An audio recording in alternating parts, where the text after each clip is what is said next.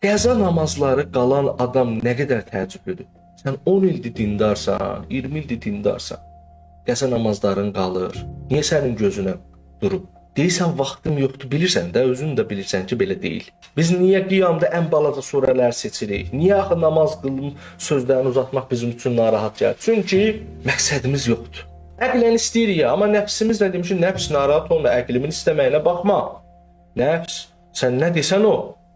Nə olsun ki, mən istəyirəm cənnət? Sən deyirsənsə ki, qəza qılmayaq. Sən deyirsən mən ən balaca surə seçim, okey, mən onu seçərəm. Sən deyirsənsə ki, mən xanım Zəhranın zikrini namazdan sonra tez-tez deyim, mən səndən razıyam. Onu mən gec heç deyərəm. Heç onu mən yavaş-yavaş Allahu Əkbər, Allahu Əkbər hər deyə Rəbbimiz zikri elə deyərəm, yox, demərəm.